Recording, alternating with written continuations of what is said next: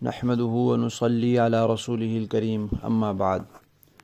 ترجمے والے قرآن پاک کا صفحہ نمبر 1025، 28واں پارہ سورہ حشر، تیسرا رکوع، آیت نمبر 18 تا 21۔ اعوذ باللہ من الشیطان الرجیم، بسم اللہ الرحمن الرحیم۔ یا ایہا الذین آمنوا اتقوا اللہ ولتنظر نفس ما قدمت لغد واتقوا اللہ ان اللہ خبیر بما تعملون ولا تکونوا كالذین نسوا اللہ فانساهم انفسهم أولئك هم الفاسقون لا يستوي أصحاب النار وأصحاب الجنة أصحاب الجنة هم الفائزون لو أنزلنا هذا القرآن على جبل لرأيته خاشعا متصدعا من خشية الله وتلك الأمثال نضربها للناس لعلهم يتفكرون۔ صدق اللہ العظیم۔ گزشتہ آیات میں اس بات کا تذکرہ تھا کہ شیطان انسان کو غلط راہ پر لگا کر خود پیچھے ہٹ جاتا ہے اور کہتا ہے میں تجھ سے بری ہوں، میرا تیرے ساتھ کوئی واسطہ، کوئی تعلق نہیں، اور پھر شیطان کہتا ہے میں اللہ سے ڈرتا ہوں، حالانکہ شیطان تو اللہ سے نہیں ڈرتا۔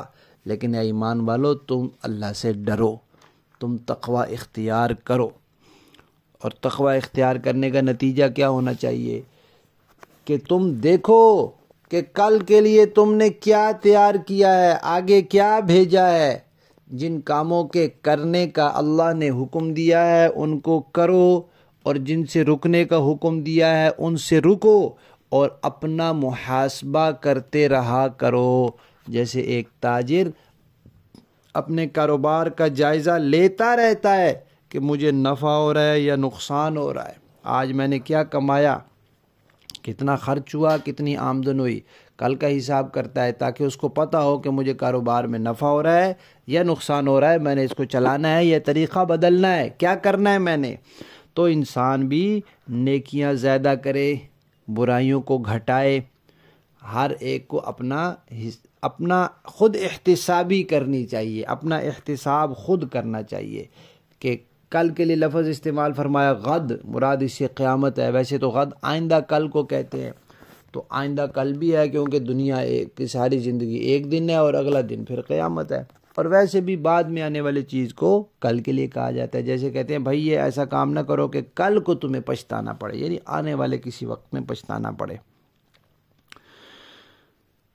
تو 2 دفعہ ان آیات میں اتقوا اللہ آیا ہے۔ پہلی مرتبہ جو اتقوا اللہ آیا اس کا مطلب ہے اللہ سے ڈرو، نیکیاں بڑھاؤ، برائیاں کم کرو، اور دوسری دفعہ جو اتقوا اللہ آیا ہے کہ بھائی اپنا حساب کتاب کرو، اور اپنے حساب کتاب میں بھی اللہ سے ڈرو کہ انسان برائیاں کرتا رہے، گناہ کرتا رہے، اور پھر خود اپنے آپ کو سمجھے کہ میں بڑا نیک ہوں، بڑی نیکیاں کر رہا ہوں۔ نہیں بھائی نہیں، دین صرف 1-2 چیزوں کا نام نہیں ہے، دین کے سارے شعبے اپناؤ، عقائد درست کرو اور عبادات بجا لاؤ، معاملات، اخلاقیات، معاشرات سب کو ٹھیک کرو، پھر تم اللہ سے امید رکھو۔ کام تو پورا کرو پہلے، تو کام پورا نہ کرے اور دھوکہ دے اپنے آپ کو اور سمجھے کہ میں بڑا نیک ہوں، کا اللہ سے ڈرو، ایسے خیال نہ کرو، تم اللہ کو دھوکہ نہیں دے سکتے، اللہ تمہاری سب باتیں جانتے ہیں۔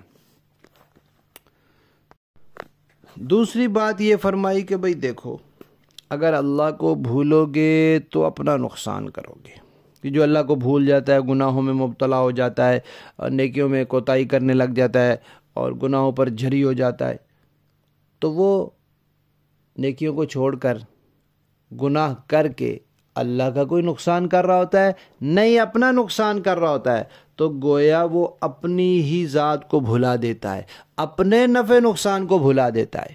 تو جو اللہ کو بھلاتا ہے، اللہ اسے پھر اس بندے کا اپنا آپ بھلا دیتے ہیں، پھر اپنا نفع نقصان اس کو بھلا دیتے ہیں، اور یہ پھر نافرمانیاں کرتا چلا جاتا ہے۔ لہذا اللہ کی یاد سے غافل نہیں ہونا چاہیے۔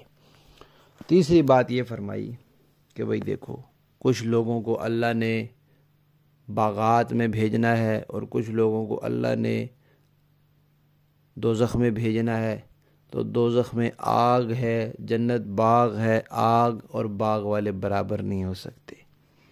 اس حقیقت کو سمجھو، جو باغ والے ہیں وہ کامیاب ہیں، جو آگ والے ہیں وہ ناکام ہیں۔ تو کامیابی کا راستہ اختیار کرو، نقصان کے راستے سے بچو۔ چوتھی بات یہ فرمائی کہ بھئی دیکھو، یہ قرآن وہی کامیابی کا راستہ دکھاتا ہے، جنت کا راستہ دکھاتا ہے۔ اس قرآن کو جگہ دو اپنے دلوں میں، اس قرآن کے اثر کو قبول کرو، بے حس نہ بنو۔ بڑا افسوس ہے کہ انسان کے دل پہ قرآن کا اثر نہیں ہوتا، حالانکہ قرآن کی تو اتنی تاثیر ہے کہ اگر پہاڑ جیسی سخت مخلوق پر قرآن اتارا جاتا اور اس کو احساس اور شعور دیا جاتا تو وہ بھی اس کی عظمت سے دب جاتا اور پھٹ پڑتا، ریزہ ریزہ ہو جاتا۔ اور یہ انسان ہے، یہ اس کا دل کیا پہاڑوں سے بھی زیادہ سخت ہو گیا کہ یہ قرآن کا اثر نہیں لے رہا؟ تو اس بات پر متنبہ کیا ہے کہ بھئی قرآن کا اثر لو۔ تو گویا یہ 4 باتیں ہو گئی۔ پہلی بات یہ کہ نیکیوں میں آگے بڑھو اور گناہ کو چھوڑو۔ دوسری یہ کہ اگر اللہ کو بھولو گے تو اپنا نقصان کرو گے۔ تیسری یہ کہ جنت والے اور دوزخ والے برابر نہیں ہیں۔ چوتھی یہ کہ قرآن جنت کا راستہ دکھلاتا ہے، لہذا اس کے اثر کو قبول کرو۔ یہاں ایک بات اور حضرات مفسرین کرام نے لکھی ہے کہ قرآن پاک اور نبی پاک صلی اللہ علیہ وسلم کی تعلیمات، ان کی مثال ہے عمدہ، بہترین، اعلیٰ قسم کی طاقتور غذا جیسی۔ وہ غذا اگر تندرست جسم میں داخل ہوتی ہے تو اس کو فائدہ پہنچاتی ہے، اس کو خون بناتی ہے، اس کے لیے جسم کے قوا کو مضبوط کرتی ہے، دل و دماغ کو طاقت دیتی ہے، بدنی اعضاء کو مضبوط کرتی ہے، ہر چیز میں قوت اور بہتری، ترقی۔ لیکن اگر وہی غذا، عمدہ بہترین غذا، بیمار جسم میں جاتی ہے تو اس کی بیماری میں اضافہ کر دیتی ہے۔ اس لیے انسان کو چاہیے کہ قرآن جیسی بہترین غذا، نبی پاک کی تعلیمات جیسی بہترین غذا، اس کے لیے اپنے جسم کو تندرست بنائے، بیماریوں سے اس کو پاک کرے۔ جب انسانی جسم کے اندر کوئی جراثیم ہوتے ہیں، فاسد مادے ہوتے ہیں، بیماریوں کی چیزیں ہوتی ہیں، ان کو نکالا جاتا ہے، پھر اچھی دوا فائدہ دیتی ہے، طاقت والی غذا فائدہ دیتی ہے، طاقت والی غذا فائدہ دیتی ہے۔ تو اسی طرح بھائی گناہوں سے بچو، غلط عقیدوں کو چھوڑو، اپنے آپ کو صحیح کرو، پھر یہ قرآن اور نبی پاک کی تعلیمات تمہارے لیے فائدہ مند ہوں گی۔ جب تک انسان خواہشات میں، شہوات میں ڈوبا ہوا ہے تب تک قرآن اس کے لیے مفید نہیں ہو سکتا۔ لفظی معنی دیکھیے جی، یا ایھا الذین آمنوا، ایمان والو، اتقوا اللہ، اللہ سے ڈرو، ولتنظر، چاہیے کہ دیکھے، دیکھ بھال کرے، نفس، ہر شخص، ما، کیا، قدمت، آگے بھیجا ہے اس نے، لغد، کل کے لیے، واتقوا اللہ، اور اللہ سے ڈرتے رہو، ان اللہ، بے شک اللہ تعالیٰ، خبیر، خبر رکھنے والے ہیں، بما تعملون، ان کی جو تم کرتے ہو، لہذا صحیح کرو۔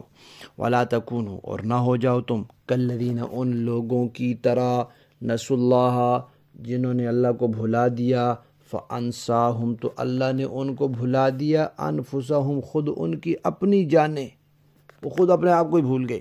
اولئک، یہ لوگ ہیں، ہم الفاسقون، جو نافرمان ہیں۔ لا یستوی، نہیں برابر، اصحاب النار، آگ والے، و اصحاب الجنہ، اور باغ والے۔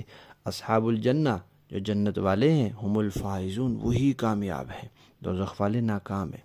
لو انزلنا، اگر ہم اتارتے، نازل کرتے، ہاد القرآن، یہ قرآن، علی جبل، کسی پہاڑ پر، اور اسے شعور دیتے اس کا، خاشعاً، لرأیتہ، تو تم دیکھتے اس کو، خاشعاً، دبا ہوا، متصدعاً، ٹکڑے ٹکڑے ہوا، من خشیت اللہ، اللہ کے خوف سے۔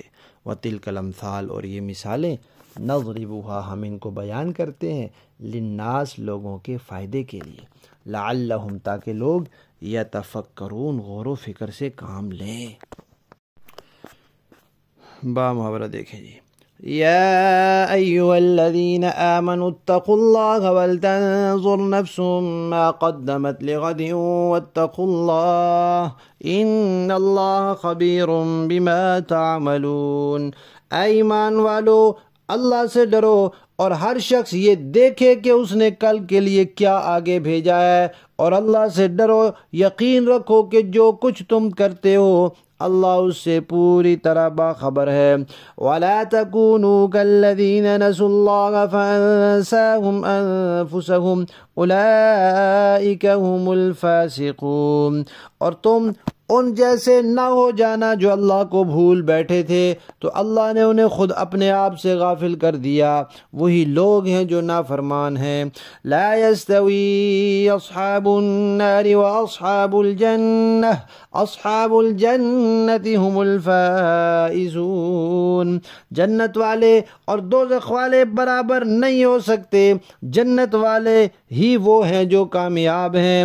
لو انزلنا هذا القرآن على جبل لرأيته خاشعا متصدعا من خشية الله، اگر ہم نے یہ قرآن کسی پہاڑ پر اتارا ہوتا تو تم اسے دیکھتے کہ وہ اللہ کے روب سے جھکا جا رہا ہے اور پھٹا پڑتا ہے۔ وَتِلْكَ الْأَمْثَالُ نَضْرِبُهَا لِلنَّاسِ لَعَلَّهُمْ يَتَفَكَّرُونَ، اور ہم یہ مثالیں لوگوں کے سامنے اس لیے بیان کرتے ہیں تاکہ وہ غور و فکر سے کام لیں۔ صدق اللہ العظیم۔